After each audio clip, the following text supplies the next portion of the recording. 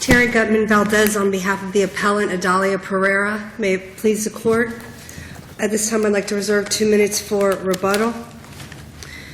Your Honors, this case involves the rights of a correctional officer under the Law Enforcement and Correctional Officers Bill of Rights, which is at Florida Statute 112.532. Now, the issues that we're looking at today is that she filed a complaint for violation of her rights as a law enforcement officer, and it was dismissed with prejudice, no leave to amend. So we're looking at whether the court properly dismissed it and whether they should have dismissed it without prejudice and afforded at least one opportunity for her to try to amend. Well, the claim is that until you've exhausted your administrative remedies, you don't have a cause of action because the statute doesn't, the Bill of Rights doesn't provide one. Where do you say that that is provided for in the statute? Okay, the issue is that the statute was amended July 1st, 2009, and set forth for the first time an administrative process to go through. The complaint in this case, the investigation commenced administratively January 2nd, 2009. So the law that was in effect prior to the revised statute is what applied in that situation. Moreover, her statement was... Wait, back up a minute. Why is that? If it commenced in 09, why does the 08 law apply? Okay, the amended statute took effect July 1st, 2009. I see. Okay. Okay? Prior to that, the statute says for any violations, you go to court. But this is an entirely remedial, looks like an entirely remedial scheme for law enforcement officers accused of wrongdoing. So the new statute says, look, this is an administrative remedy for, and that's all you get. Isn't that what you got before? You only got, before you weren't going to court on these things directly, didn't you have to, wasn't there an administrative procedure that you grieved, you No. filed it, and you always went directly when a Yes, police officer was accused of wrongdoing. Correct. The first thing the police officer did was file a lawsuit. Yes, because it says in the prior statute, which is 112.534, it says So this has that... nothing to do with the 180 days. It's just that if a police officer is accused of wrongdoing, boom, you went right to circuit court. Exactly. Let me go through what the statute does. The statute does a multitude of things. Number one, and I'm talking about before July 1st, 2009, and this actually part stayed there, 180 days to complete it from the date it's commenced. In this case, that was January 2nd, 2009. The requirement to complete it within... You just said the 180 days didn't have anything to do with this. Your complaint here, as you have made in prior cases, is after the investigation is completed, okay? Yes. There's this 180-day clock ticking down. Correct. And if you don't have something done in that 180 days, then the officer is entitled to relief. Correct. That's an administrative, that's all administrative to start with. The issue, as I set forth in my briefs, is which law applies. Can you go to an investigation that started in January... Which law applies to failure to do something in the 180 days? Correct. But this, you have to look, it's not just a remedial statute. This statute says that when, in addition to the 180 days, it says when you take her statement, and this is at 112.532, you have to do it this way. It has to be tape recorded. She has the right to an attorney, and it goes through all these substantive. Now, that substantive, how you take her statement was changed effective July 1st, 2009. So if you're saying that the July 1st, 2009 statement applies, then her statement that was taken in May should have been done that way, but you couldn't have because you didn't have a crystal ball to know what the statute was going to be. And the reason why that logic is flawed, that July 1st applies to the investigation retroactively, is because in 112.532D, for example, it goes through and specifies everything that the officer has to be given at the time of their statement. It says you have to give them all existing evidence, all reports, all GPS information, audio, video recordings. So you're not complaining that nothing was done with 180 days. You're complaining about how all the things were done during the investigation. No, our complaint is that it was 180 days, but my illustration goes to how you can't apply it retroactively, because at the time of her statement, it's either at the time it's commenced or at the time of her statement. That's the law that applies. Because she doesn't know that there's an investigation, arguably, until she comes in, or she doesn't know that the date that it's commenced. Now, I guess the most analogous situation is workers' compensation law, and that law is ever changing, as this statute has been the past 4 or 5 years. The law that applies is the law the date of the accident. In this case, the law that applies to determine her rights and what she has to do is the law in effect at the time the investigation's commenced. Let me ask you a question. If we were to affirm, do you still have administrative remedies available? The problem with that... Wait. Answer the question first, because that's a very good question. Okay. Not the problem. Is that a yes or a no? Do we have administrative remedies? Yes, and yes only. This statute is not only remedial because it took away the ability to go to court. Before it says for any violation you can seek relief in court. That is gone from this statute. You only have administrative remedies. They have foreclosed it. Right. But my question, so what you're saying is, yes, you still have administrative remedies available to you. In theory, but the time frame's blown for doing it. Well, then you don't have administrative remedies Correct. available to you. Correct. Even though you're up on appeal here, would there be a tolling of any time? There's none in the statute. But there's case law that talks about what happens if the 180-day requirement's not met, is there not? The 180 cases that I've dealt with that I'm familiar with deal with the computation of the 180 days. But you've been here at least twice on the 180-day issue, and what happens when the 180 days is not met. I know this. I sat on a panel recently on 180 days. I understand. In my understanding, in those cases, it was determined that they were not outside the 180 days because of tolling issues. All right. Did you take any administrative procedure or action before getting into court? I didn't handle this case Well, your client. below. To my knowledge, I believe it was brought up internally. It was raised when they notified her that she was getting the discipline, which was outside the 180 days. To my understanding, it was brought up to the department, and they did nothing to resolve it, and that's why they went forward with court. After they proceeded with the termination, because what the statute says is you cannot terminate the statute pre-July 1st, 2009. You cannot discipline her if you don't give notice within 180 days. When she got the notice past the 180 days, she told them, you can't do this because you're beyond the 180 days, and they went forward and terminated her anyways. Okay, well, you're at close to your 2 minutes. You want to save it? We'll Yes. hear from the other side. Thank you, counsel. May it please the Court, Lee Kraftchick, Assistant County Attorney on behalf of Miami-Dade County. Did the old law permit a lawsuit under these circumstances? The old statute did say you could file for an injunction to enforce the act. That's correct.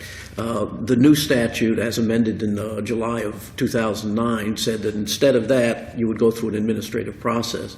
The question is which one applies, and for several reasons, the newer one applies. First of all, the newer one came in effect July 1. The violation that's at issue, if there was one, we will contest whether there was one if it got to the merits, was that we went over the 180 days by waiting till July 7th. So the violation took place after the statute was amended, so the new statute applies. Secondly... All right, back up 1 minute. So what happens in the interim if they wanted to do, something was to take place? Before July 1, by my computation, actually it gave the county until the 7th. Is that right? Right. With 6 days for tolling. So right. What if they decided to do something in the interim? Between July 1 and July 7? Correct. There would be nothing to be done because there'd be no violation. Okay. So assuming there was one... So it's almost like a cause of action accruing as of... July 7th. The 7th. And this is actually... July 14th? Right. We gave her the notice July 14th. Right. And according to them, the 180 days plus the tolling expired on July 7th, so that's the day of the violation. So that's when the statute applies. Well, let's assume that she's arguing that the violation wasn't the failure to take action within the 180 days, but something that was done during the investigation, Yeah. which predated the new law. Right. Why wouldn't they be entitled to maintain a lawsuit under the old law for those violations? Because it's a procedural amendment, and the law is, when there's a procedural amendment, the law in effect at the time of the lawsuit is what applies. It's not what was happening when the violation necessarily occurred. This is a purely procedural statute. It changes the method for enforcing various procedural rights, the right to have something recorded, the right to have something done within 180 days. These are not substantive rights. These are procedural ones that govern how an investigation should take place. And the law is very clear that a procedural amendment is retroactive. So by the time she filed the lawsuit in October of 2009, the statute was well in effect, and therefore it applied. This is not the first time Your Honors have seen this kind of case. This is the third one. I don't want to call it a series, but the third one that we've had. I'm not sure this exact issue was the issue, at least in the last one. The last one was just whether or not the 180-day time period had been met.